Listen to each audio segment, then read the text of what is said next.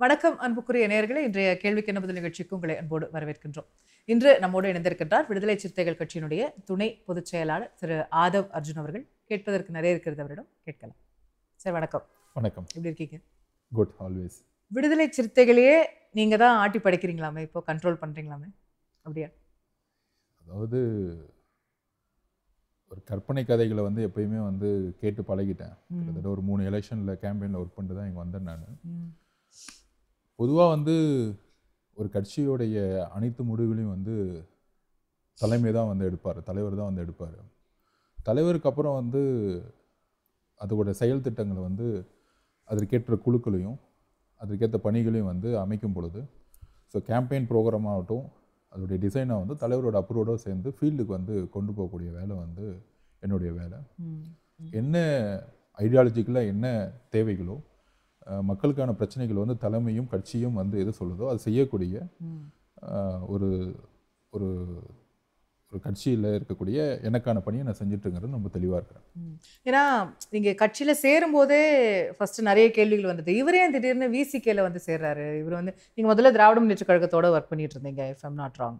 அப்புறம் திடீர்னு விசிகே வரீங்க. விசிகேல ஒரு துணை பொதுச் செயலாளர் வந்த உடனே ஒரு பெரிய பதவி. அப்போது வந்து இதுக்கு பின்னாடி வேற ஏதோ இருக்குது. ஸோ உங்களுக்கு இருக்கக்கூடிய யூஆர் அ ரிச் பர்சன், உங்களுக்கான பின்புலம் இருக்குது, நீங்கள் வந்து ஃபண்ட் பண்ணுவீங்க, இந்த மாதிரி நிறைய விஷயங்கள் அதுக்குள்ளே இருந்ததில்ல. இவர் எதுக்கு இப்போ விசிகேக்கு வராரு அப்படின்ற கேள்வியிலேருந்தே அது தொடங்குச்சு இல்லையா?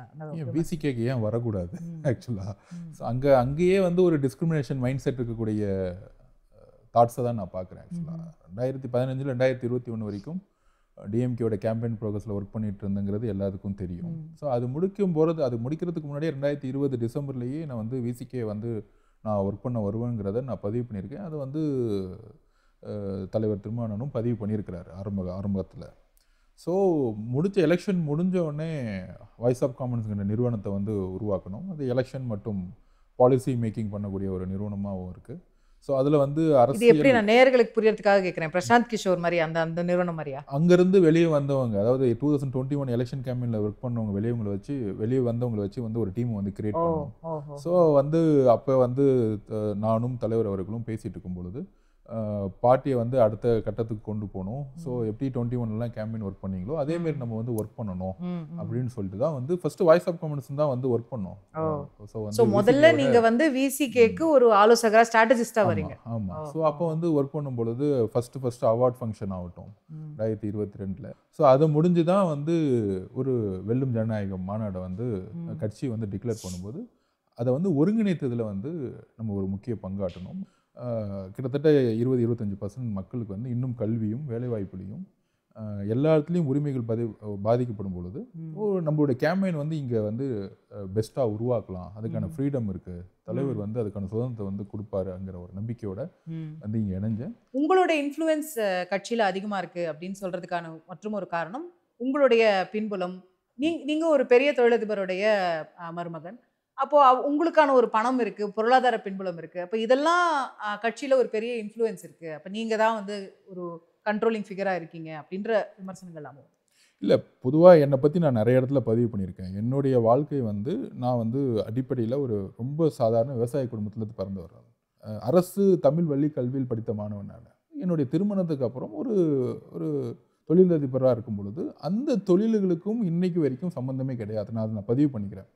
இன்றைக்கு நான் அரசியலில் வந்து இங்கே கட்சியில் சேரும் பொழுதே என்னுடைய எல்லா தொழிலிருந்து நான் ரிசைன் பண்ணிட்டேன்.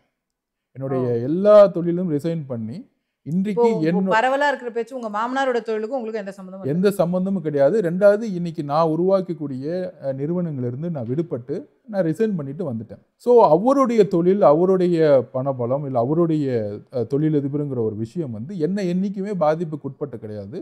ப்ளஸ் இன்றைக்கு அரசியலுக்குள்ள முழுமையாக வரும்பொழுது எல்லா தொழில் என்னுடைய கிட்டத்தட்ட 3000 crores பிஸ்னஸை வந்து நான் எல்லாமே ரிசைன் பண்ணிட்டு மக்கள் பணிக்காக நான் உள்ளே வந்துட்டேன். நான் மது ஒழிப்பு மாநாடும் உங்கள் ஐடியா தானே? இல்லை, இது வந்து கள்ளக்குறிச்சியோடைய மரணம் தான் இதோடைய முக்கியமான காரணமே. பொதுவாக எல்லா தலைவர்களும் வந்து கள்ளக்குறிச்சிக்கு வந்து போனாங்க. இப்போ கவர்மெண்ட் வந்து அதுக்கான இழப்பீடை கொடுத்தாங்க.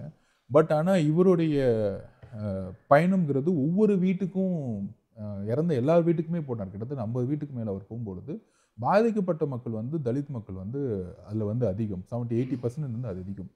தலித் மக்கள் மட்டும் இல்லை எல்லா வீட்டுக்குமே அவர் போனார். ஜாதி வித்தியாசம் பக்கம் எல்லா வீட்டுக்கும் போகும்போது அங்கே இருக்கிறவங்களுடைய பிரச்சனைகளும் கண்ணீரும் வந்து பொதுவாக ஒரு ஒரு இழப்பும் ஒரு இறப்பும் வந்து ஒரு தலைவரை வந்து நிறைய சிந்திக்க வைக்கும். அப்படி சிந்திக்க வைக்கும் பொழுது போயிட்டு வந்த அடுத்த நாளே வந்து எல்லோரும் இருக்கும் பொழுது ஒரு டிஸ்கஷன் பண்ணும்போது இல்லை இதோட பிரச்சனை நம்ம 2016 வந்து நம்ம நிறைய பேசணும், ஆனால் அதுக்கப்புறம் நம்ம வந்து நடுவில் வந்து இதை பற்றி நம்ம வந்து எவ்வளோதான் பேசினாலும் அதுக்கான ஒரு பிரச்சாரத்தை வந்து நம்ம வந்து உருவாக்கணும் அப்படிங்கிறதுல வந்து ரொம்ப ரொம்ப ஃபேமாக இருந்தார். அதுக்கப்புறம் தான் வந்து ஆர்என்டி பண்ணோம். அதுக்கப்புறம் டேட்டாஸை எடுத்தோம்.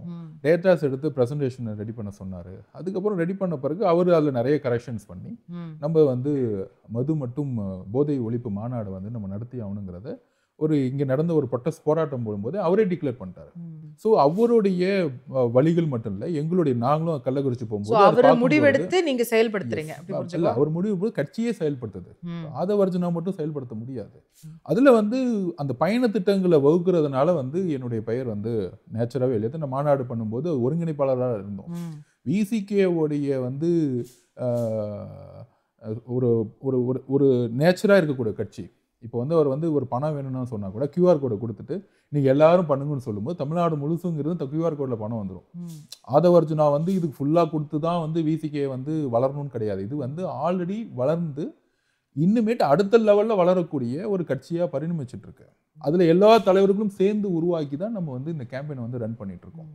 பட் இந்த குறிப்பாக இந்த மது ஒழிப்பை நீங்கள் கையில் எடுக்கும்போது வர ஒரு முக்கியமான விமர்சனம் என்னன்னா, இந்த மது பிரச்சனைங்கிறது 2016 தேர்தல்லேருந்தே கிட்டத்தட்ட தமிழ்நாட்டில் ஒரு முக்கியமான விஷயமா அப்போவே வந்து திமுக பூர்ண மதுவிலக்கு கொண்டு வருவோம்னாங்க, ஜெயலலிதா படிப்படியாக கடை மூடுவோம்னாங்க, ஒரு பெரிய இஷ்யூவாக இருந்தது. அப்போல்லாம் பேசாத விசிகா, பேசாத இந்த சென்ஸ் இந்த அளவுக்கு ஒரு பெரிய கேம்பெயினாக கொண்டு போகல. அதுக்கப்புறம் 21 எலெக்ஷனில் அதை நம்ம மறந்துட்டோம். நான் பார்லிமெண்ட் எலெக்ஷன்ல மறந்துட்டோம். இப்போ திடீர்னு கையில் எடுக்கிறதுக்கு வேற ஏதோ பின்னணி காரணம் இருக்கும். இல்லை, திடீர்னு கையில் காரணம் தான் சொல்கிறேன். திருப்பி கள்ளக்குறிச்சி மரணம் தான் அங்கிருந்து வந்த ஒரு ஃபயர் தான். கள்ளக்குறிச்சி மரணம் ஒரு ஸ்பார்க்காக இருக்கலாம். ஆனால் விசிகே மாதிரி ஒரு பார்ட்டிக்கு கள்ளச்சாராயம் தமிழ்நாட்டில் இருக்கு, இல்லை டாஸ்மாக் தமிழ்நாட்டில் இருக்குன்றது இன்னைக்கு தான் தெரியுமா? கிடையாது. இல்லை, நமக்கு வந்து எத்தனை வருஷமா ஒரு ஆன்கோயிங் இஷ்யூ இல்லையா? இல்லை, ஆன்கோயிங் இஷ்யூஸ் வந்து இருக்குன்னு தெரியும், அப்பப்போ அட்ரஸ் பண்ணியிருக்கோம். ஆனால் வந்து இந்த மரணம் வந்து இன்னும் அதிகமான ஒரு வழியை கொடுக்கும் பொழுது, ஏன்னா வந்து உங்களுக்கு இறந்தவங்க வந்து அதிகமாக வந்து நார்த் பெட்டில் தான் இறந்துருக்காங்க.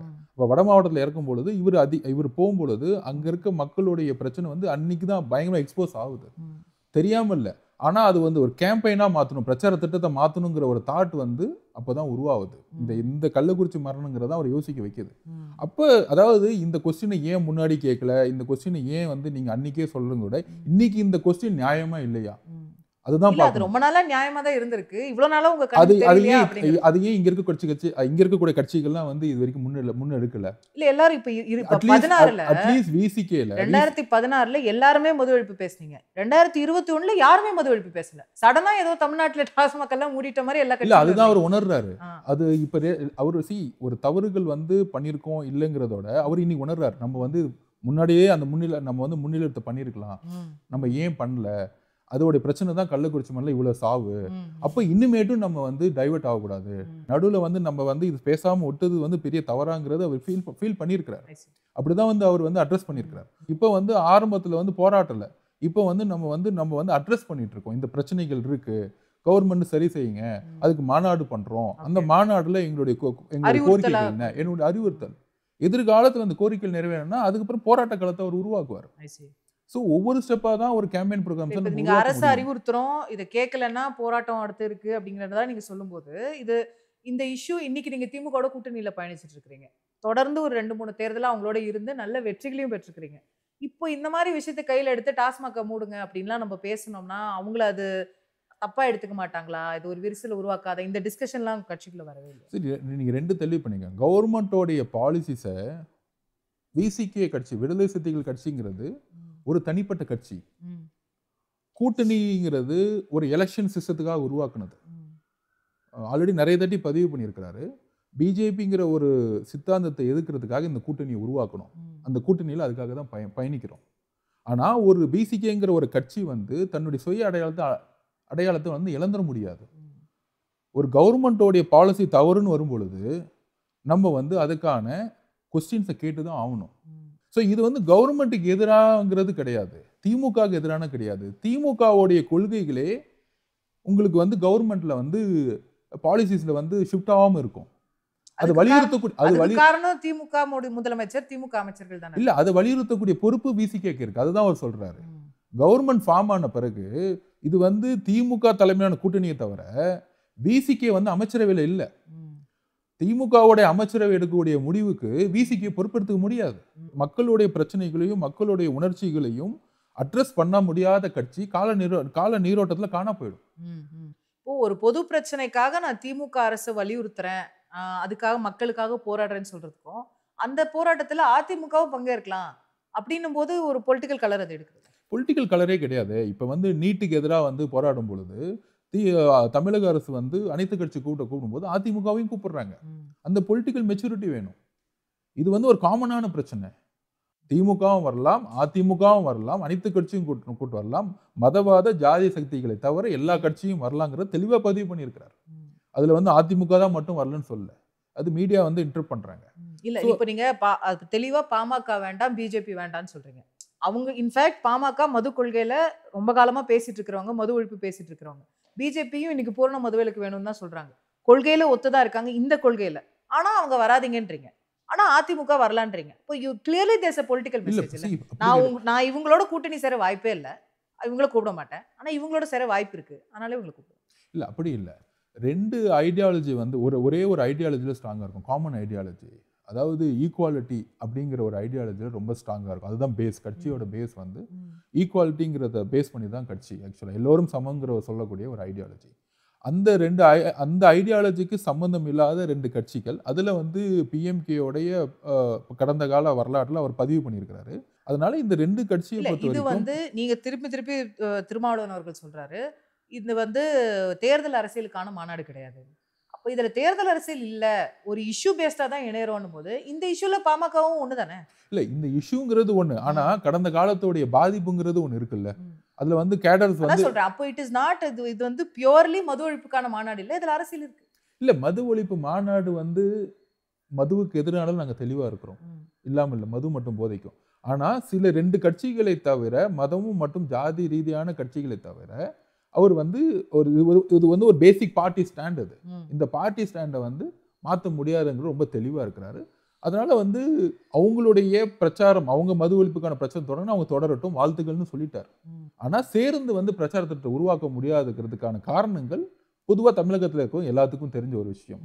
எல்லோரும் அந்த தயக்கம் உங்களுக்கு அதிமுகவோட இல்ல. You are open for a relationship with AIADMK வந்து காஸ்ட் ரீதியாகவும் இல்ல ரிலிஜன் ரீதியாகவும் எந்த ஸ்டாண்ட் இது வரைக்கும் எடுத்தது இல்லை. எல்லோரும் சமம்னு சொல்லிட்டு அண்ணா பாலிசியும் பெரியார் பாலிசியும் இன்னைக்கு வரைக்கும் ஃபாலோ பண்ணிட்டு இருக்கறனால அந்த ஸ்டாண்ட்ல அவர் சொல்றாரு. சோ இது வந்து கட்சியோட அடிப்படை கொள்கை அது. இல்ல அதான் அப்ப அதுல இருந்து ஒரு மெசேஜ் நாங்க எடுத்துக்கணுமா, அதிமுகவோட இணைந்து பயணிக்க விசிக தயாரா இருக்கு அப்படின்ற சிக்னல். இல்ல ஜெனரல் அதான் சொல்றேன்ல, இப்ப நீட் பிரச்சனையில உங்களுக்கு வந்து நீங்க பிஜேபி அழைக்க முடியாது. இப்ப நீட் பிரச்சனையில நாங்க கூப்பிடும்போது பிஜேபி அழைக்க முடியாது. டாஸ்மாக் பிரச்சனையில நீங்க திமுக அழைக்கலாம், நீட் பிரச்சனையில பிஜேபி அழைக்க முடியாது. ரெண்டும் ஒண்ணு தானே. இது நல்லது தானே. ரெண்டு விஷயம். திமுகவோட கொள்கை 2016ல கலைஞருடைய கொள்கை வந்து மது ஒழிப்பு. கரெக்ட். பூர்ண மது ஒழிப்பு. அதுல எந்த விதமான மாற்றமும் கிடையாது. அந்த கொள்கை இன்னைக்கும் வந்து ஃபாலோ பண்ணிட்டு இருக்காங்க. இல்ல இன்னைக்கும் ஃபாலோ பண்றாங்க. பூர்ண மது ஒழிப்பு தான் எங்களுடைய குறிக்கோளுங்கிறது அவங்க சொல்றதுதான். எங்க செயல்பாட்டுல இல்லையே. செயல்படுத்தல, தமிழக அரசு செயல்படுத்தல.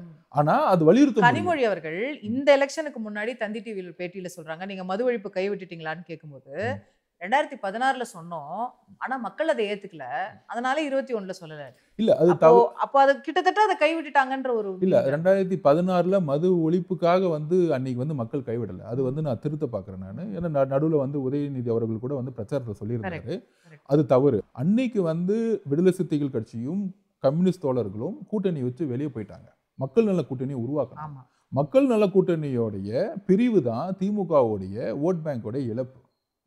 அன்னைக்கு கூட்டணியை வந்து திமுக வந்து சரியாக உருவாக்க முடியல. மது ஒழிப்பு கொள்கைக்காக வந்து ஓட் பேங்க் வந்து குறையல. ஸோ இந்த டேட்டாவையும் இந்த தேர்தல் அரசியலோட கால்குலேஷன் எடுத்து பார்க்கும் பொழுது அன்னைக்கு விடுதலை சிறுத்தைகள் கட்சிகளும் கம்யூனிஸ்ட் தோழர்களும் வைகோ அவர்களும் 2016 கூட்டணி திமுக கூட்டணியில் இடம்பெற்றிருந்தால் கிட்டத்தட்ட 5 to 6% ஜெயிச்சிருப்பாங்க. மித்தபடி கலைஞர் கொண்டு வந்த மது ஒழிப்பு கொள்கை கிடையாது. அந்த கொள்கையை தான் திமுகவோட கொள்கை இன்னைக்கு ஃபாலோ பண்ணிட்டு இருக்காங்க. கவர்மெண்ட்ல ஃபாலோ பண்றதுக்கு நிறைய தயக்கங்கள் இருக்கு. அந்த தயக்கங்களை உடைக்கிறதுக்கு தான் இப்போ வந்து நம்ம வந்து கேம்பெயினை உருவாக்கியிருக்கோம். இன்னும் யங் ஜென்ரேஷன் எல்லாமே சுமார் 50,000 கோடியை நோக்கி, அதாவது நீங்க இந்த 2 வருஷத்துல 36,000 கோடியிலிருந்து 46,000 கோடி ரூபாய் டாஸ்மாக் சேல்ஸ் அதிகமா இருக்கு. 10,000 கோடி அதிகரிச்சு. 10,000 கோடி இது எத்தனை வரைக்கும் வருஷத்துல? இந்த 2 வருஷத்துல 2 இயர்ஸ்ல. ஸோ வித்தின் 2 இயர்ஸ்ல இப்போ லேட்டஸ்டா வந்து அமைச்சருடைய மானிய கோரிக்கைகளை அவர் வந்து டிக்ளேர் பண்ணியிருக்காரு டேட்டாவை. இத்தனை வருஷம் வரலாற்றுல இந்த 24 மாசத்துல 10,000 கோடி ரூபாய் சேல்ஸ் இன்க்ரீஸ் ஆனதே கிடையாது. அப்ப அந்த சேல்ஸ் இன்க்ரீஸ் ஆவ என்ன ஆகுதுன்னா உங்களுக்கு ஆல்கஹால் கன்சம்ப்ஷன் அதிகமாயிட்டு இருக்குன்னு அர்த்தம். அதுக்கு வந்து அவங்க விலை ஏத்துனது ஒரு காரணமா இருக்கலாம். இல்ல விலை சேல்ஸ்னா குடிகாரர்கள் எண்ணிக்கை அதிகரிச்சிருச்சுன்னு நம்ம பார்க்க வேண்டியதில்லை. அதே ஆட்கள் வாங்கும்போது கூடுதல் ரெவென்யூ வருது. ஏன்னா விலை ஏறி 10,000 கோடி ரூபாய்க்கு விலை ஏற்றப்படல. உங்களுக்கு விலை ஏறுறது பாத்தீங்கன்னா 10,000 கோடி ரூபாய்க்குன்னா அங்கங்க கொஞ்சம் அளவுல ஏத்திருக்காங்க. உங்களுக்கு கன்சம்ப்ஷன் வந்து அப்படியே ட்ரிபிள் மடங்கா வந்து எப்பயுமே இத்தனை காலம் வந்து சேல்ஸ் வந்து ஏத்திருக்காங்க. ஆனா இத்தனை காலத்துல வந்து ஒரே வருஷத்துல 2 வருஷத்துல 10,000 கோடி ரூபாய் இன்க்ரீஸ் ஆனது கிடையாது. ஸோ அப்போ வந்து கன்சம்ப்ஷன் அதிகமாயிட்டு இருக்கு. அப்போ வந்து கவர்மெண்ட் வந்து சேல்ஸ் பண்ணும் பொழுது ஆட்டோமேட்டிக்கா மக்கள் என்ன நினைக்கிறாங்க, இப்போ கள்ளக்குறிச்சியும் மரக்காணம் நாங்கள் போகும்பொழுது மக்கள் என்ன சொல்றாங்கன்னா, நீங்க வந்து என்னுடைய தகப்பனோ இல்லை என்னுடைய புருஷனோ கள்ள சாராயத்தை வந்து ஏன் எடுத்தாங்கன்னா டாஸ்மார்க்கோடைய சாராயத்தை தான் ஃபர்ஸ்ட் அவங்க குடிச்சாங்க. ஆக்சுவலா அங்கதான் பழகுனாங்க. அந்த பழக்கம் தான் இங்க விலையேற்ற ஏறினதுனால கலாச்சார பக்கம் போறாங்க. சோ நீங்க முதல் விலையேற்றத்துக்கு இப்படி ஒரு விளைவு. அப்ப அங்க இருக்க இறந்தவங்களுடைய எல்லா பெண்மணிகளும் சொல்றாங்க நீங்க டாஸ்மார்க்கை மூடுங்க. டாஸ்மார்க்கை மூடலன்னா பெரும் பிரச்சனை வருது. ட்ரக்ஸ் சேல்ஸ் ஸ்கூல் பக்கத்துல விற்கிறாங்க. அந்த ஒரு உணர்வு தான் இந்த பயணத்திட்டத்தை உருவாக்குறதுக்கான முக்கியமான காரணம். இது வந்து திமுகவுக்கு எதிரானதுங்கிற ஒரு பொலிட்டிக்கல் இம்மெச்சூரிட்டியா பார்க்க கூடாது. இப்ப நீங்க அந்த மாநாடு போடுறீங்க, மாநாட்டுல என்ன பேசுவீங்க? இப்ப இதெல்லாம் தானே பேசுவீங்க. பாருங்க மது எண்ணிக்கை இவ்வளவு அதிகரிச்சிருச்சுன்னு பேசுவீங்க, டாஸ்மாக் மூடணும்னு பேசுவீங்க. இது எல்லாமே டைரக்ட்லி அட்டாக்கிங் தி ஸ்டேட். இது நல்ல விஷயம் தானே. அதாவது நீங்க வந்து முதலமைச்சரை பார்த்துட்டு வந்தோடனே ஒரு டக்குன்னு வந்து ஒரு திருப்பி அவங்க ஒரு பிரச்சார திட்டத்தை உருவாக்குனாங்க. பொதுவாக சோசியல் மீடியாவில் அவர் வந்து சரண்டர் ஆயிட்டாரு, அவர் வந்து அமைதியாக போயிட்டாரு. கிடையவே கிடையாது. இன்னைக்கு நீங்கள் வந்து அதுக்கப்புறம் சேலம் மாநாட்டிலையும் சரி பேட்டி கொடுக்கலையும் சரி எந்த விதமான காம்ப்ரமைஸும் கிடையவே கிடையாது. இது வந்து விசிகோவுடைய பிரச்சார திட்டத்துடைய வெற்றியாக பார்க்கலாம். இது வரைக்கும் எவ்வளவோ போராடிட்டு இருக்கோம். ஆனால் இது வரைக்கும் முதலமைச்சர் கூப்பிட்டு பேசினதில்லை. ஆனால் கூப்பிட்டு பேசியிருக்காரு. அப்போ எங்களோட பிரச்சார திட்டத்தை மக்கள் முழுசும் வந்து அக்செப்ட் பண்ணியிருக்காங்க. அக்செப்ட் பண்ணி அதனாலதான் இப்ப வேங்கல் பிரச்சனைக்கு முதலமைச்சர் கூப்பிட்டு பேசி கூட்டணியில எந்த விரிசலும் இல்ல அப்படிங்கறத உறுதிப்படுத்திட்டாரு. இன்றைக்கும் ஆனா மதுவை ஒழிச்சிட்டாரா, டாஸ்மாக் மூடிட்டாரான்றதான உங்க பிரச்சாரத்தோட ஒரு விஷயம். கூட்டணியில விரிசல்ங்கிறது வந்து உங்களுக்கு தெரியும் பல மீடியாவோட பஸ் பண்ணக்கூடிய நோக்கம். அதுல வந்து திருப்பி விசிகோட ஸ்டாண்ட் வந்து தலைவர் அவர்கள் சொல்லியிருக்காரு, கூட்டணிக்கும் இந்த பிரச்சாரத்துக்கும் எந்த சம்பந்தம் இல்லை. அப்படி ஏற்பட்டால் அதுக்கான எந்த பிரச்சனையும் எதிர்கொள்ள நான் தயாரா இருக்கிறேன். ஏன்னா கூட்டணியோட இந்த மக்களுடைய பிரச்சனை தான் நான் முன்னாடி நான் நிப்பாட்டுறேன். இதுல எந்த விதமான தேர்தல் அரசியலுடைய சூட்சமங்கள் கிடையாது. திருப்பியும் நாங்க பதிவு பண்ணதுன்னா மக்களுடைய பிரச்சனைகளை அட்ரஸ் பண்ணாத கட்சி கால நிறுவனத்தில் காணா போயிடும். இல்ல நீங்க மக்கள் பிரச்சனைகளை அட்ரஸ் பண்றது வரைக்கும் பிரச்சனை. எங்க இது அரசியல் ஆகுதுன்னா, நீங்க ஒழிப்பு மாநாடு அறிவிச்ச அன்னைக்கு யாரும் வந்து கேட்கல ஏன் நீங்க பண்றீங்க. என்னைக்கு நீங்க அதிமுகவை கூப்பிடுறேன்னு சொல்றீங்களோ, அதிமுக தீண்டப்படாத கட்சி கிடையாது. ஏன் அதிமுக வந்து வந்து சொன்ன உடனே வந்து அதிமுகன்னு பதிவு பண்றோம். திமுக வந்து ஓஹோ இவங்க வெளியே திருப்பியும் வந்து தலைவர் பதிவு பண்ணுங்க. 2 திராவிட கட்சிகளும் எப்போதும் வலுவா இருக்கணும். மதவாத சக்திகள் தமிழ்நாட்டுல வர எடப்பாடி பழனிசாமி உங்க மாநாட்டுக்கு வராரு, ஓபன் டிக்ளேர் பண்ணிட்டாரு, வந்தா வரவேற்போம். அதாவது வந்தா என்ன பேசுவாரு, முழுக்க திரு ஸ்டாலின் அவர்களை விமர்சிச்சு பேசுவார். இல்ல அந்த அளவுக்கு அவருக்கு வந்து பொலிட்டிக்கல் இம்மெச்சூரிட்டி இல்லாம இருக்காது. அவரு வந்து தமிழக அரசுக்கு கோரிக்கை கொடுக்கலாம். ஓகே அதிமுக ஒரு மேடை கிடைச்சதுன்னா திமுக விமர்சிக்காம இருக்குமா? இல்ல இந்த மேடை வந்து அதிமுக மேடை கிடையாது. இது விசிகே ஒரே ஒரு காமன் பிளாட்ஃபார்ம்ல இப்ப எப்படி அனிதாவோட மரணத்துக்கு வந்து எல்லாரும் ஒண்ணு சேர்ந்தோம், எல்லாரும் ஒண்ணு சேர்ந்து மத்திய அரசுக்கு எதிராக குரல் கொடுத்தோம். ஒருவேளை அதிமுக பங்கெடுத்தாலும் இந்த மதுவை எப்படி குறைக்கிறது, எப்படி வந்து டோட்டலா வந்து அபாலிஷ் பண்றதுங்கிற அவர் என்ன பேசுறது நீங்க சொல்ல முடியாதுல்ல சார். அவரை நீங்க கண்ட்ரோல் பண்ண முடியாது. அவர் வந்து அங்க திமுகவை விமர்சிப்பாரு. அது உங்க கூட்டணி கட்சிக்கு ஒரு தர்ம சங்கடத்தை ஏற்படுத்தும். இதெல்லாம் நீங்க இல்ல யோசிக்கலையா? பொதுவா கிட்டத்தட்ட எல்லாருமே ஒரு மெச்சூர்ட் பொலிட்டிஷியன் தான். ஒரு 30-40 வருஷமா இருக்கக்கூடிய ஒரு மெச்சூர்ட் பொலிட்டிஷியன் தான். யாருமே வந்து ஒரு ஒரு காமனான ஒரு ஒரு ஒரு பிரச்சார திட்டத்துல உட்கார்ந்திருக்கும் போது இந்த மக்களுக்கான பிரச்சனையில வந்து ஒரு கட்சியை திட்ட வேண்டிய அவசியம் இல்லைங்கிறது எல்லாத்துக்கும் ஒரு மெச்சூரிட்டி இருக்கும். இது வந்து ஒரு ஒரு ப்ரொபகண்டா கிடையாது. ஒரு எலெக்ஷன் ப்ரொபகண்டா கிடையாது இது. திருப்பி திருப்பி பதிவு பண்றோம். இது எலெக்ஷனுக்கான பிரச்சாரம் கிடையாது. நம்ம வந்து அதிமுகங்கிறது வரலாங்கிறத அவர் பதிவு பண்ணார். அதிமுகவில் கிட்டத்தட்ட இன்னைக்கு 30% ஓட் பேங்க் இருக்குன்னா அதுல பங்கெடுக்கக்கூடிய கட்சி தோழர்கள் வந்து இந்த கேம்பெயின்ல பங்கெடுத்துக்கிட்டா நல்லது தானே. இது வரைக்கும் ஒரு பிரச்சனை இல்ல ஒரு போராட்டம்னா முதலமைச்சர் கூப்பிட்டது இல்லை. ஆனா இனி விசிகே கூப்பிட்டு அட்ரஸ் பண்ணி நாங்களும் வரோம் இந்த இடத்துக்கு சொல்றது. அங்க ஒரு லாக் பண்ணிட்டாங்கல்ல, இப்ப அவங்க வரதுனால அதிமுக வர முடியாது. அப்படி கிடையாது. அப்படி நீங்க பொலிட்டிக்கல் மெச்சூரிட்டி இருந்தா நீங்க வந்து அப்படி இவங்க வந்தா அப்படி அவங்க வரக்கூடாது அப்படிங்கிறது இன்னமும் அதிமுகவுக்கான இன்விடேஷன் ஓப்பனா தான். இப்பயும் சொல்றாரு அவங்க வந்தா வரட்டும். இது வரைக்கும் யாருக்கும் பேப்பர்ல சைன் போட்டு இது வரைக்கும் வந்து எந்த கட்சிக்கும் வந்து நீங்க வந்துதான் ஆகணும்னு சொல்லல. இது வந்து ஒரு காமன் அழைப்பு. அந்த காமன் அழைப்புல முதல்வர்கள் வந்து என்னுடைய கட்சி இந்த கொள்கையில நான் உடன்படிக்கை வரேன், அதனால இந்த 2 ரெப்ரசன்டேட்டிவ் நான் அனுப்பிச்சு விடுன்னு சொல்லும் பொழுது வரவேற்கிறோம். அவ்வளவுதான். அப்ப இந்த பிரச்சாரத்தோட வெற்றி எல்லாரும் இதை பத்தி பேச ஆரம்பிக்கிறாங்களே, அதுவே விசிகோட வெற்றி தானே. நீங்க எதிர்கட்சி தலைவர் பேசுறாரு, பிஎம்கே பேசுறாங்க, பிஜேபி பேசுறாங்க. அதுல ஒரு உள்ளர்த்தம் கற்பழிச்சிட்டு அவர் அரசியலுக்காக பண்றாரா, சீட் ஷேரிங்காக பண்றாரா, இதுல முதலமைச்சர் பார்த்த உடனே அவர் வந்து பேக் ஆயிட்டாரா, நீங்க என்ன விமர்சனம் வேணா பண்ணிக்கோங்க. ஆனால் இது விசிகேவுடைய ஒட்டுமொத்த வெற்றி. இந்த ஒரு பிரச்சனையை மக்கள் பிரச்சனை கையில் எடுத்திருக்கோம். இவ்வளவு தீவிரமா இருக்கும்னு சொல்லும்போது என்ன பண்றாரு, முதலமைச்சர் பார்த்துட்டு வெளியே வந்தோடனே முழுக்க அந்த பிரஸ் மீட்ல ஒன்றிய அரசை நோக்கி தான் வந்து கோரிக்கை வைக்கிறாரு. அதுல நாங்க வந்து மத்திய அரசு தேசிய அளவில் மது கொள்கை கொண்டு வரணும், அதை நாங்க வலியுறுத்துறோம்னு கடைசி பாயிண்டா தான் வந்து தமிழ்நாட்டிலும் படிப்படியா குறைக்கணுங்கிறார். அப்போ அது நீங்க பின்வாங்குறாரான்ற கேள்வி இயல்பா வரும். நீங்க பின்வாங்கினா சேலம் மீட்டிங், அதுக்கப்புறம் நீங்க நடந்த 2 மீட்டிங் நடந்திருக்கு. சேலத்திலும் திருச்சி மீட்டிங், வேலூர் மீட்டிங். எந்த இடத்துல வந்து அவர் பின்வாங்கி வெறும் மத்திய அரசு மட்டும் பேசிட்டு இருக்காரு? டாஸ்மார்க்க குறைக்கணும் தானே பேசிட்டு இருக்காரு. நேத்து நடந்த திருச்சி அதே முதலமைச்சர் பார்த்த உடனே அந்த ஒரு இது அதுல ஒரு ஒன்றிய அரசு முன்னிலைப்படுத்துறது. அதுல ஒரு டிப்ளமேட்டிக் நான் சொல்லிடுறேன். மனுல 2மே இருக்கு. மீடியா ப்ரொஜெக்ஷன் அப்படி பண்ணாங்க. இல்ல அவர் பேசுனது ஃபுல்லா ஒன்னு கடைசில ஒரு வரியில தான் வந்து ஒரு டாஸ்மார்க் இல்ல. நான் திருப்பி பதிவு பண்றேன். நீங்க மத்திய அரசு சொல்ற மத்திய அரசுக்கு எதிராகவே சட்டசபையில தீர்மானம் கொண்டு வரட்டுமே, மக்கள் என்ன குரல் கொடுப்பாங்க? அரசுக்கு எதிராக ஸ்டேட் சப்ஜெக்ட் சொல்லுவாங்க. மாநில சுயாட்சி பத்தி பேசக்கூடிய திமுக இது லிக்கர் பாலிசி ஸ்டேட் பாலிசி. விசிகாவும் மாநில சுயாட்சி பேசுது. நான் பேசுறேன். ஏன் சென்ட்ரல் பாலிசி கேக்குறீங்க? எஸ், நான் பேசுறோம் நாங்க. சோ என்ன பேச விடுங்க. அதாவது மாநில சுயாட்சியை பத்தி நம்ம பேசுறோம். லிக்கர் பாலிசி ஸ்டேட் சப்ஜெக்ட் நாங்க ஒத்துக்கிறோம். ஒரு சட்டசபையில தீர்மானம் ஒரு அரசு கொண்டு வரும் பொழுது எல்லா கட்சியும் அனைத்து கட்சியும் இந்த ரெசல்யூஷனுக்கு வந்து ஒத்துழைப்பாங்களா, ஒத்துழைக்க மாட்டாங்களா? எல்லா கட்சியுமே சம்மதிக்குமா, சம்மதிக்காதா? சம்மதிக்கும். அப்ப மத்திய அரசு வலியுறுத்தி என்ன பிரயோஜனம்? இங்க நம்ம கையில இருக்கு. நாங்க பேசிடுறோம். அதாவது அப்படி வலியுறுத்தும் பொழுது ஆட்டோமேட்டிக்கா ரூலிங் கவர்மெண்ட் ஆன்சர் சொல்லி தான் ஆகணும். இது மக்கள் மன்றத்துக்கு அடுத்த கேள்வி. எங்களுடைய குறிக்கோள் ஒண்ணே ஒண்ணுதான். விசிகேவோட குறிக்கோளும் தலைவரோட குறிக்கோளும். இந்த தீர்மானத்துக்கு அவங்க ஒத்துக்கிட்டாங்கன்னா அடுத்து இப்ப அவங்களும் அதை செஞ்சுதான் ஆகணும்ங்கற இதுதான் விசிகே பண்ண நினைக்குது. இத மக்கள் மன்றத்துக்கு கொண்டு போகணும். விசிகே சைன் போற அத்தாரிட்டில இல்ல. நாங்க அமைச்சரவையில ரெசல்யூஷன் அமைச்சரவையில ரெசல்யூஷன் பாஸ் பண்றதுக்கு நாங்க அமைச்சரவையில கிடையாது, விசிகே கிடையாது. இத மக்கள் மன்றத்துல கொண்டு போகணும், சட்டசபைக்கு கொண்டு போகணும். இது எப்படி வந்து விசிகேவோட வெற்றி இல்லன்னு நினைக்கிறீங்க? ஒன்றிய அரசை நோக்கி இத பேசுறதும் வந்து ஒரு ஸ்ட்ராட்டஜி. ஒன்றிய அரசு மாநில கட்சிகளை ஒத்துக்க வைக்கிறதுக்கான ஒரு ஸ்ட்ராட்டஜி. ஒன்றிய அரசு பேசும்போது இன்னைக்கு தனித்தனியா பேசிட்டு இருக்காங்க. சட்டமன்ற தீர்மானம் நடத்தும் போது அது பதியப்படுது இல்ல. இன்றைக்கு திமுக 2 ரெப்ரசன்ட் அமைச்சாலும் சட்டசபையில தீர்மானம் கொண்டு வரும் பொழுது திமுக உட்பட அந்த ரெசல்யூஷன் போது மக்கள் மன்றத்துல அடுத்த கொஸ்டின் ரைஸ் ஆயிடும். நீங்க எப்ப டாஸ்மார்க் க்ளோஸ் பண்றீங்க? இந்த விவாதத்தை விசிக உருவாக்கி விட்டது. இதை நீங்க பாராட்டணும். மாநாட்டுல அவர் பதிவு பண்ணிட்டாரு, எந்த ரெசல்யூஷனையும் நாங்க பின்வாங்க போறதில்லை. 46,000 கோடி ரூபாய் சேல்ஸ் ஒரு நேரத்துல 10,000 கோடியா மாறணும், ஒரு நேரத்துல 0 ஆகணும். இந்த கொள்கையில உறுதியா இருக்கிறோம்.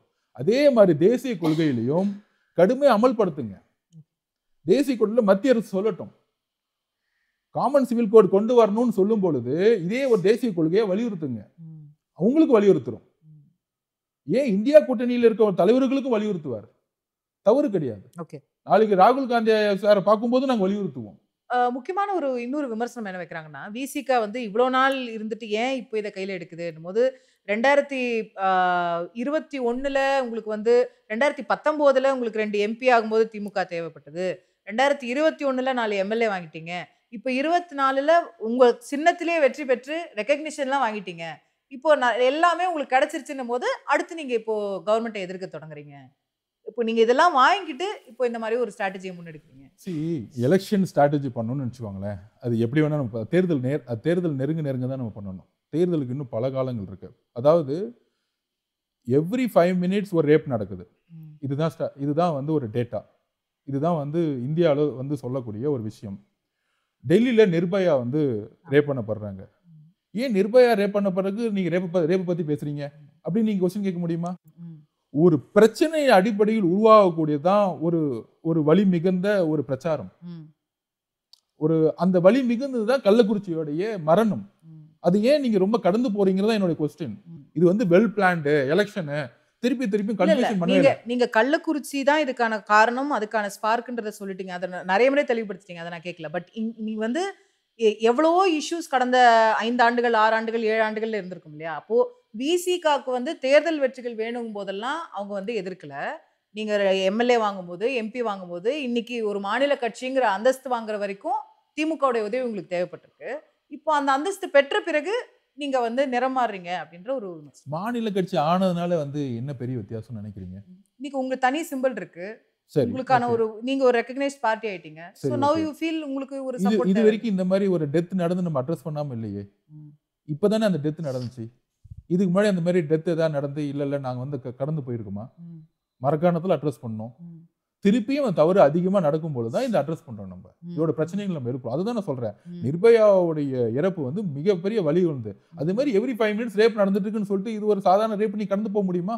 கெஜ்ரிவால் முன்னெடுத்த ஒரு பிரச்சாரத்தை வந்து அப்படிதானே உருவாக்குனாரு. இப்ப நீங்க மது ஒழிப்புக்கு கள்ளக்குறிச்சியை ஒரு ட்ரிகரா சொல்றீங்க. பட் திடீர்னு ஆட்சியில் பங்கு அப்படிங்கறதையும் இப்ப மீண்டும் ஒரு புத்துணர்ச்சியோட பேச ஆரம்பிச்சிருக்கீங்க. அதுக்கு என்ன ட்ரிகர் இருக்க முடியும்? அப்ப அது ஒரு பொலிட்டிக்கல் மூவ் அப்படின்னு தானே பார்க்க. இல்லை இது வந்து யாருமே வந்து இது ஒரு ட்ரிகராகவே வந்து பேசல. இது வந்து ஜென்ரலா நான் சொன்ன மாதிரி சென்னை மீட்டிங்ல வந்து ஒரு மாவட்ட செயலர் இருந்துச்சு கேட்குறாரு. இவ்வளோ பிரச்சனை இருக்கு. அப்ப நம்ம வந்து நீங்க எப்போ வந்து நீங்க வந்து ஒரு முதலமைச்சரா நல்லா இருக்கும். நீங்க ஒரு அமைச்சரவையில் நம்ம பங்கு எடுத்தா நல்லா இருக்கும்னு ஒரு மாநில ஒரு மாவட்ட செயலர் கேட்கும்போது ஒரு கட்சியோடைய மீட்டிங் அது. ஒரு மாவட்ட செயலர் மீட்டிங் வைக்கும்போது அவர் வந்து அதை பதிவு பண்றாரு. நமக்கு வந்து கேடஸ் மாதிரி பதிவு பண்ணாரு. 1999 நமக்கு இது நம்மளுடைய குறிக்கோள் இது. ஏன்னா அதிகாரம் கையில பேனா இருந்தாதான் இவங்களோட பிரச்சனை அட்ரஸ் பண்ண முடியும். இன்னைக்கு கிட்டத்தட்ட 46 தொகுதியில வந்து என்ன மாதிரி கவர்மெண்ட் வந்து என்ன மாதிரி ஸ்கீம்ஸ் வந்து தலித் மக்களுக்கு அனௌன்ஸ் பண்ணிருக்காங்கன்னு பார்த்தா பெரிய லெவல்ல ஒண்ணும் கிடையாது. கடுமையான வறுமையில இருக்கிறாங்க. கடுமையான கல்வி பிரச்சனை இருக்காங்க. யாருமே ப்ரொஃபஷனல் எஜுகேஷன் சிஸ்டத்துக்குள்ள பெருசா போக முடியல. இந்த பிரச்சனை எல்லாருக்கும் தெரிஞ்சதுதான். ஆனா கடந்து விட்டு போக முடியுது. ஏன்? அதிகாரத்துல இவங்க இல்ல. விசிகே இல்ல. தலித் மக்கள் இல்ல. அப்ப அதிகாரத்துல வரணும்னு நினைக்கக்கூடிய கொஸ்டினுக்கு அவர் அட்ரஸ் பண்றாரு. அதுக்கு நீங்க தனியா நின்னு ஜெயிச்சு முதலமைச்சர் ஆகணும். கூட்டணி அரித்மெட்டிக்ஸ்ல இன்னொருத்தர் ஜெயிப்பாரு, அவரோட ஓட் பேங்க்ல நாங்களும் வந்து சில எம்எல்ஏக்களை பெற்றுட்டு எங்களை மட்டும் அமைச்சராக்கணும்னு கேட்கறது நியாயம். நீங்க திமுகவோட வரலாறுல இருந்து எடுத்துக்கோங்களேன். அறிஞர் அண்ணா 1967 ஜெயிக்கிறதுக்கு காரணம் என்ன? உங்ககிட்ட கேட்கிறேன். ஜெயிக்கிறதுக்கு காரணங்கள் சொல்லுங்க. இந்த ஹிந்தி எதிர்ப்பு போராட்டத்துடைய வலு இருந்தது. அந்த just fresh out of that அந்த மாநில சுயாட்சிக்கிற கோரிக்கைக்கான தமிழ்நாட்டுல பெரிய ஏற்பு இருந்தது. ஒரு வலிமையான கூட்டணியும் இருக்கு. ஓகே. நீங்க சொல்ற இந்த பாலிசிஸை பேஸ் பண்ணி ஒரு பெரிய கேம்பெயின் உருவாக்குனாங்க. அதுல வந்து எம்ஜிஆருடைய பங்கு இருந்துச்சுன்னு பொதுவா சொல்லுவாங்க. ஆக்சுவலா அவர் ஷூட் அவுட் ஆனாரு. அவருடைய ப்ரொபகண்டா இருந்துச்சுன்னா முக்கியமான காரணம் தேர்தல் அரசியல்ல என்னுடைய ரிசர்ச்ல சொல்றேன். திரு ராஜாஜி அவர்களுடைய சுதந்திர கட்சி. நீங்க வாழ்க்கை ஃபுல்லா ராஜாஜி எதிர்த்து நின்றது திமுக. ராஜாஜியோட கூட்டணி வைக்கிறார். கூட்டணி வச்சு 18 எம்எல்ஏ சுதந்திர கட்சி வெற்றி பெறாங்க. அண்ணா அவர்களும் மெஜாரிட்டியோட வெயின் பண்றாரு. இது ராஜதந்திரம்னு சொல்ல முடியுமா? எலெக்ஷன் பாலிடிக்ஸ்னு சொல்ல முடியுமா? சோ ஒரு அதிகாரத்துக்கு வரதுக்கு நான் அன்னைக்கு ராஜாஜி ஆட்சியில பங்கு கேட்கலல. சிச்சுவேஷன் வரல. சிச்சுவேஷன் வந்திருந்தால் இல்ல அதான் கேக்குறேன். அப்ப நீங்க கூட்டணியில வெற்றி பெற்று யார் மெஜாரிட்டி பார்ட்னர், யார் முதலமைச்சர்னு மக்கள் தெளிவா ஓட்டு போறாங்க. நான் அதுக்கு பதில் சொல்லிடுறேன். அது கலைஞர்ட்ட இருந்து கத்துக்கோங்க. 2004ல 40க்கு 40 தொகுதி கூட்டணி பெரிய கூட்டணி உருவாக்குறாரு. மத்தியில இடம் பெறாங்க. மத்தியில கூட்டாட்சி, மாநிலத்தில் சுயாட்சி. இது திமுகவோட முழக்கம். இப்ப மத்தியில இடம் பெறும் பொழுது அன்னைக்கு திமுகக்கு அதாவது நீங்க வந்து 272 எம்பி வேணும். நீங்க வந்து அங்க பிரைம் மினிஸ்டர் ஆகணும்னா அப்ப காங்கிரஸோட சேர்ந்து திமுக அலைன்ஸ் இன்னைக்கு 40 தொகுதி கூட்டணியோட 40 தொகுதி ஜெயிக்கிறார். கூட்டணியோட தான் ஜெயிச்சாரு. அதுதான் அவருடைய தந்திரம், ராஜதந்திரம். அப்ப 16 தான் ஜெயிக்கிறார். 16 எம்பி தான் திமுகக்கு. 16 எம்பினா நீங்க நேஷனல் லெவல்ல எவ்வளவு பர்சன்டேஜ்? 6% கூட கிடையாது. 6% கட்சிக்கு 8 மினிஸ்டர் வாங்கினார், 4 கேபினெட் மினிஸ்டர். திமுகவுடைய தலைவர் வந்து எந்த அளவுக்கு எலெக்ஷன் ஸ்ட்ராட்டஜி பண்ணாரோ அது மித்த கட்சி பண்ணா ஏன் தப்புன்னு நினைக்கிறோம்? அது வந்து திருமாவளவன் அவர்கள் வந்து தலைவர் திருமாவளவன் வந்து தப்பு அந்த மாதிரி ஒரு ஸ்ட்ராட்டஜி வந்து வெளியே பேசுனதே ஏன் தவறுன்னு சொல்லணும்? நீங்க சொல்றீங்க 40 வருஷமா அரசியல் இருக்கிறாரு, அவருக்கு தெரியாத PhD முடிச்சவர், அவருக்கு தெரியாத அறிவு, அவர் பெரியாரிஸ்ட் அம்பேத்கரிஸ்ட், பெரிய அறிவு இருக்கு, ஒரு எந்த விதமான பேப்பர் இல்லாம அவரால் 2 மணி நேரம் பேச முடியும், ஒரு பெரிய அறிவு சிறப்பு. ஆனா அவர் அதிகாரத்துக்கு வரணும்னா எல்லாரும் சேர்ந்து ஐயோ நீங்க வந்து அதிகாரத்தை பத்தி எல்லாம் யோசிக்காதீங்க. மாயாவதி எப்படி அதிகாரத்துக்கு வந்தாங்க? மாயாவதி எனக்கு வந்து நான் உங்க கூட்டணி வச்சுக்கிறேன், எனக்கு ஆட்சியில பங்கு கொடுங்கன்னு யாரையும் போய் கேட்கல. மாயாவதி அவங்க ஜெயிச்சாங்க, அவங்க முதலமைச்சர். நீங்க நல்லா படிச்சு பாருங்க, மாயாவதி கூட்டணி மூலமா தான் ஃபர்ஸ்ட் வந்து முதலமைச்சர் ஆனாங்க. அதான் சார், கூட்டணி தலைமையா அவங்க தானே சார். கொஞ்சம் கொஞ்சமா தான் வர முடியும். அன்னைக்கு இருந்த சூழ்நிலையில ஒரு கன்சிராம் அவர்கள் வந்து உருவாக்கிட்டாரு. நான் இன்னைக்கு திருமாவளவன் வந்து கன்சிராம் மாதிரி பாக்குறேன், உருவாக்கிட்டு இருக்காரு. அதுக்கான போராட்டம் இருக்கு. மாயாவதி மேடம் வரதுக்கு முன்னாடி கன்சிராம் அவருடைய போராட்டம் 30 வருஷத்துக்கு மேல வந்து ஒரு பார்ட்டி ஸ்ட்ரக்சர் உருவாக்கி வச்சிருந்தார். இங்கே தலைவர் திருமாவளவனுக்கு பார்ட்டி ஸ்ட்ரக்சரும் உருவாக்கணும், பார்ட்டியும் நம்ம வந்து கொண்டு போகணும். மாநில கட்சியை 40 வருஷம் கழிச்சு உருவாயிருக்கு.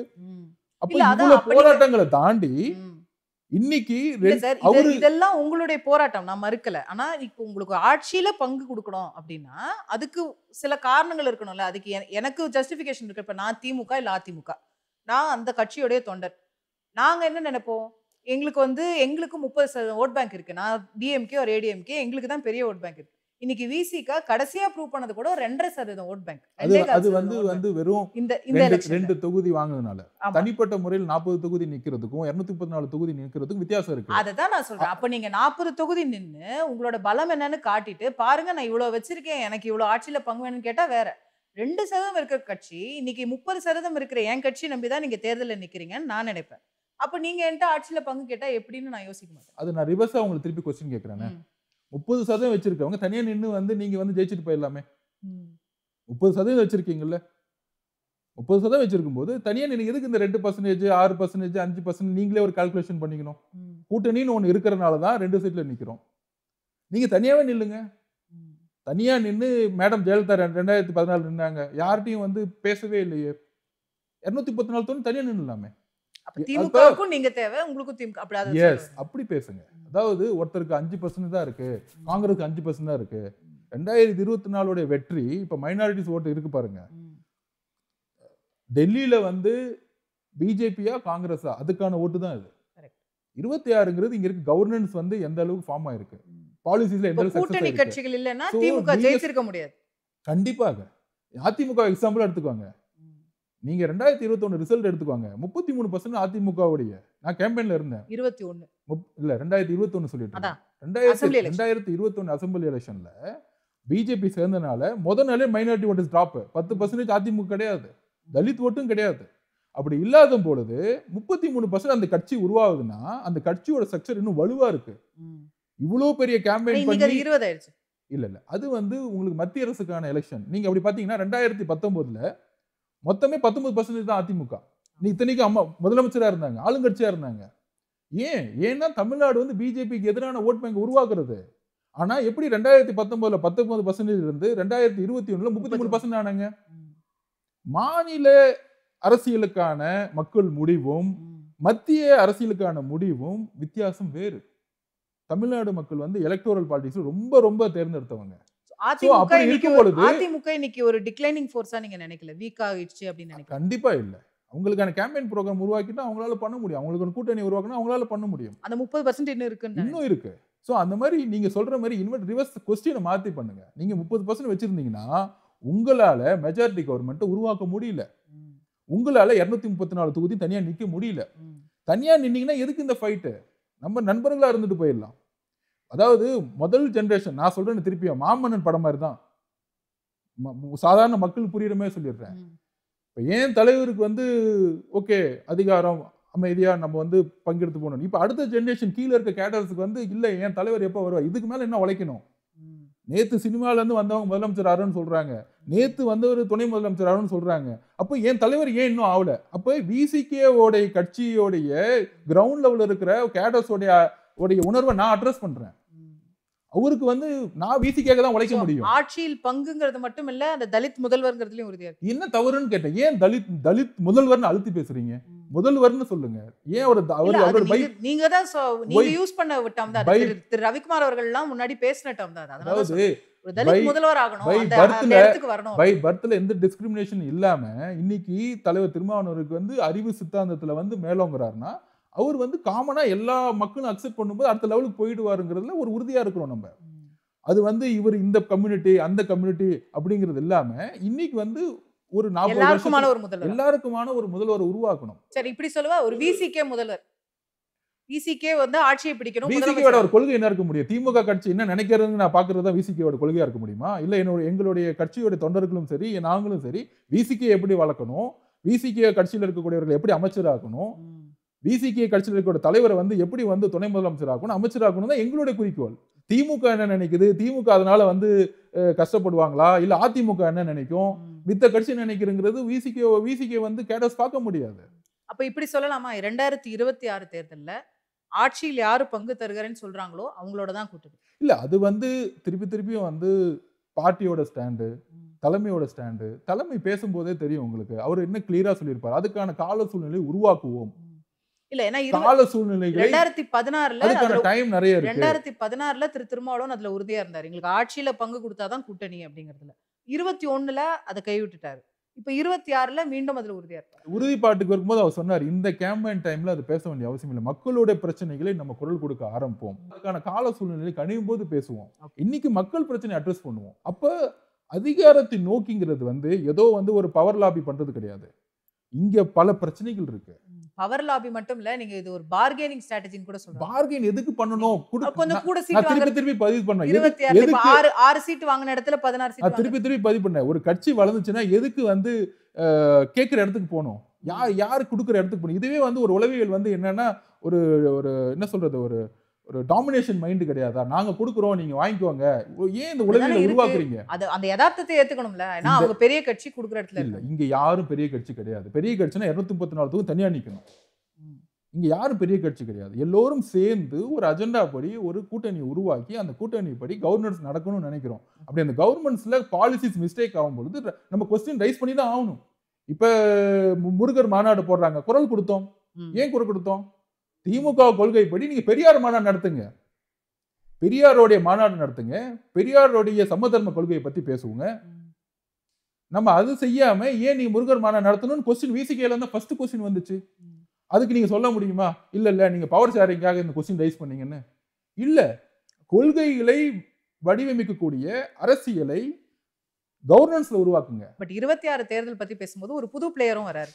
விஜய் அப்படிங்கிற நடிகர். இப்போ அவர் வந்து மாநாடு அறிவிச்சிருக்காரு, அவர் ஒரு தன்னுடைய கொள்கைகளை அறிவிக்க போறாரு. அவரை எந்த மாதிரி ஒரு சக்தியா பாக்குறீங்க? இப்போ பலர் வந்து அவர் பெரியார் நிறைவேறத்துக்கு போனதுனால அவர் இன்னொரு திராவிட கட்சி அப்படிங்கிறாங்க, ஒருத்தர் ஒரு விமர்சனம் சொல்றாங்க. நீங்க விஜயோட என்ட்ரி எப்படி? கண்டிப்பா ஒரு புதுசா அரசியலுக்கு வரவங்க ரொம்ப தமிழகத்துல வந்து ஒரு அரசியல் வந்து பொதுவா ஒரு கட்சி ஆட்சி முறையே கிடையாது. இங்க வந்து மக்கள் வந்து நிறைய ஐடியாலஜிஸ் வந்து பிரிஞ்சு இருக்காங்க. இங்க வந்து ஒருத்தர் வந்து சூப்பர் ஹீரோ மாதிரி ஆகி நம்ம வந்து ஒட்டுமொத்தமா உடனடியாக முதலமைச்சராக முடியாது. ஒரு கட்சி வந்து உருவாக்கும் பொழுது ஐடியாலஜிகள் சொல்லணும். நல்ல விஷயம் இன்னைக்கு வந்து ஒரு பெரியாருடைய இடத்திற்கு சென்றது. அப்போ அவருடைய நிலைப்பாடு என்னன்னா, பெரியார் வந்து திராவிட இயக்கத்துக்கு மட்டும் சொந்தம் கிடையாது. அவர் வந்து பொதுவா திராவிட இயக்கத்தை உருவாக்குனவர். திராவிட இயக்கத்தை உருவாக்குனார். ஆனா அவருடைய ஐடியாலஜி எல்லோருக்கும் சமம்ங்கிற ஒரு ஐடியாலஜி. என்ன திராவிட மாடல்? திராவிடனா பிறப்பால எந்த உயர்வு தாழ்வும் பார்க்க கூடாது. அதை விஜய் ஏத்துக்கிறாரு. அதை வந்து விஜய் ஏத்துக்கிட்டு இருக்காரு. பெரியாரை பத்தி பேசுறாரு, அடுத்து அம்பேத்கரை பத்தி பேச ஆரம்பிப்பாரு. நல்ல விஷயம்தான். சோ அப்ப நல்ல விஷயம் போது மக்கள் அவர் அப்ப அந்த பக்கம் போகும்போது அவர் திராவிட கட்சிகளோட ஓட்டை தான் பிரிக்க போறாரு அப்படின்ற ஒரு இல்ல, அது வந்து எலெக்ஷன் டைம்ல தான் நமக்கு தெரியும். ஸோ எலெக்ஷன் டைம்ல அவருடைய பிரச்சாரம் இன்னும் ஆரம்பிக்கல. மாநாட்டில் அவர் என்ன பேச போறாரு, அவர் வந்து எந்த விதமான ஸ்டாண்ட் எடுக்க போறாரு, ஊழலுக்கு எதிராக என்ன மாதிரி ஸ்டாண்ட் எடுக்க போறாரு, யாரை வந்து அவர் வந்து பேச போறாரு, இது எல்லாமே அவருடைய நெக்ஸ்ட் 18 months உடைய பிரச்சார திட்டத்தில் தான் தெரியும். ஸோ அப்பதான் வந்து யாரோட ஓட்டு என்ன ஷேர் பண்றீங்க அந்த மாதிரி இலூஷனா இப்ப பேசுறதுக்கான டைம் கிடையாது. பட் ஒரு முதல் பார்வையில பார்க்கும்போது விஜயை வந்து நீங்க ஒரு பாமக பிஜேபி மாதிரி கணக்குல வைக்கல, அவர் ஒரு எதிர்ப்பு சக்தியா நீங்க நினைக்கல? இல்ல, எதிர்ப்பு சக்தின்னு ஒரு நல்ல கருத்தை சொல்றது வந்து இன்னைக்கு தமிழகத்துக்கு தேவைப்படுது. அதுவும் பெரியார் கருத்துக்களையும் அம்பேத்கர் கருத்துக்களையும் வந்து சொல்லட்டும். அது ஏன் தேர்தல் அரசியல்ல எடுத்தவொடனே ஒரு முதலமைச்சர் ஆகணும் அப்படிங்கிற ஒரு பார்வைக்குள்ள நம்ம வந்து ஃபயர் பண்றதோட அவர் அதுக்கு தானே வராரு. இல்ல வரட்டும். அதுதான் சொல்றேன். அவரும் அதுக்கு தான் வராரு. விசிகேவும் அதுக்கான முயற்சிகள்ல தான் ஒர்க் பண்ணிட்டு இருக்கோம். எல்லா அரசியல் கட்சிகளும் அதுக்கு தான் முயற்சி பண்ணிட்டு இருக்கோம். அது தவறுன்னு வந்து இப்ப மீடியா சொல்றதே தவறுன்னு நான் சொல்றேன் நானு. எல்லா அரசியல் கட்சிக்கும் ஒரு பார்வை இருக்கு. அது விசிகேக்கும் ஒரு பார்வை இருக்கு. விசிகே எப்படிலாம் அதிகாரத்தை பத்தி யோசிச்சிடக்கூடாதா, அதனால கூட்டணியில குழப்பம் வந்துருமா, அதனால எப்பயும் போல இவங்க 7-8 எம்எல்ஏ சீட்டு வாங்கிட்டு போயிடலாமா அப்படின்னு நினைக்கிறதே ஒரு மிகப்பெரிய டிஸ்கிரிமினேஷன் நான் நினைக்கிறேன். ஏன் விசிகே இத்தனை வருஷம் போராடி இருக்காரு, தலைவர் திருமாவளவன் போராடி இருக்காரு, விஜய் அவர்கள் வந்து முதலமைச்சர் ஆவான்னு வந்து மீடியா பேசுறாங்க. ஏன் திருமாவளவன் வந்து அதிகாரத்துல வந்து அவர் பங்குக்கிறது நியாயம் இல்லையா, ஏன் மித்த கட்சிகள் வந்து கொடுக்கக்கூடாதா அப்படிங்கிற ஒரு பார்வை ஏன் பார்க்கப்பட மாட்டேங்குது? இன்னும் வந்து ஒரு ஜாதிய கண்ணோட்டத்தோட அவருடைய திறமையை பார்க்காம இல்ல அவர் வந்து அப்போ வந்து அதுக்கான அட்டாக் தான் எனக்கும் வருது. நீங்க அதை அப்படி எடுத்துக்கிறீங்க, அது ஒரு கம்யூனிட்டிக்காக அடிப்படை ஓட் பேங்க் இல்ல அப்படிங்கிறது தானே ஒரு அந்த ரியாலிட்டியை ஏத்துக்கணும்ல. அடிப்படை ஓட் நீங்க முதலமைச்சர் ஆற அளவுக்கு நீங்க ஓட் பேங்க் வச்சிருக்கீங்க. அடிப்படை ஓட் பேங்க் இல்ல நீங்க எப்படி சொல்ல முடியும்? அதாவது நீங்க நான் திருப்பியும் சொல்றேன், வட மாவட்டத்துல தலைவர் விசிகே உடைய ஓட் பேங்க் இல்லாம திமுகவில் ஜெயிக்க முடியாது. இது நான் சொல்லல, எல்லா தேர்தல் கணிப்பு எந்த வியூ ஓபனரும் கேட்டு பார்த்துக்கோங்க. அந்த அளவுக்கு ஒரு இன்ஃப்ளூயன்ஸ் இருக்கு. நீங்க திமுக ஜெயிக்கணும்னா வட மாவட்டத்தில் இருக்கிற 58 தொகுதியில் 50 தொகுதி ஜெயிக்கணும். அதுக்கப்புறம் டெல்டால ஜெயிப்பாங்க. அதுக்கப்புறம் சவுத்துல வந்து 50-50 தான். வெஸ்ட் கஷ்டம். அப்பதான் அவங்க 120 தாண்டுவாங்க. 1996க்கு அப்புறம் அவங்களுக்கு மெஜாரிட்டி கவர்மெண்ட் கிடையாது. அப்ப வட மாவட்டத்தோட வெற்றி வந்து வட மண்டலத்தோடைய வெற்றி வந்து திமுகவுக்கு முக்கியம். அதுல விசிகேவுடைய பங்கு வந்து 60% இருக்கு. 100% தலித் மக்களோட ஓட்டும் அதர் ஓபிசியோட ஓட்டு மக்களும் இன்னைக்கு விசிகேக்கு இருக்கு. அப்போ எலெக்ஷன் கால்குலேஷன்ல அவங்க ஜெயிக்கிறதுல முக்கியமான பங்கு இருக்கு. அமைச்சரவையில் ஒரு திருமாவளவன் ஐயா மாதிரி ஒரு அமைச்சர் அவர்களும், கேபி பாலகிருஷ்ணன் மாதிரி ஒருத்தரும், முத்தரசன் மாதிரி அவர்களும், ஜவஹர்லால் மாதிரி ஒரு அமைச்சர் இருந்தால் என்ன தவறு? கூட்டணி இருக்கவர்கள் எல்லோரும் சேர்ந்து கஷ்டப்பட்டு உழைக்கும் பொழுது கிட்டத்தட்ட 3 எலெக்ஷன் உழைச்சி திமுக வென்று இருக்கு. எல்லாரும் சேர்ந்து வென்றிருக்காங்க. ஆனா வெற்றி பெற்ற அதிகாரத்தை ஒரே ஒரு கட்சி தான் வந்து பங்கெடுத்துக்கிறாங்க. இந்த விவாதத்தை பாசிட்டிவா அணுகுங்கன்னு தான் நம்ம சொல்ல வரோம். இப்ப விஜய்ல ஆரம்பிச்சோம். அவரை நீங்க ஒரு நட்பு சக்தியா பாக்குறீங்களா? அவரோடவும் இணைந்து பயணிக்க வாய்ப்பு இருக்கா? பெரியார் ஒரு கொள்கையும் அம்பேத்கர் கொள்கையும் சொல்லக்கூடியவர்கள் எல்லாமே நமக்கு நட்பு சக்தி தான். இதுதான் நம்மளுடைய ஸ்டாண்ட் எப்பயுமே அதான். ஸோ தேர்தலும் தேர்தல் அரசியலும் அவரோட இணைய ஃபியூச்சர்ல வாய்ப்பு இருக்கு. இல்லை, அது கட்சியோட தலைமையும் பார்ட்டியும் வந்து முடிவு பண்ணுவாங்க. அதுக்கான காலகட்டங்கள் எவ்வளவோ இருக்கு. விஜய் அவர்களோட நல்ல உறவுல இருக்கிறாரு. இப்போ லேட்டஸ்டா வந்து அவர் பெரியார் போயிட்டு வந்தோன்னு ஃபர்ஸ்ட் ட்வீட் அவர் தான் போட்டாரு, பாராட்டினாரு. ஒரு முதிர்ச்சியடைந்த தலைவரா வந்து எல்லோருக்குமான ஒரு தலைவரா வந்து அவர் மாறி இருக்காரு. கட்சியும் அப்படிதான் இருக்கு. நன்றி திரு ஆதவன். நன்றி.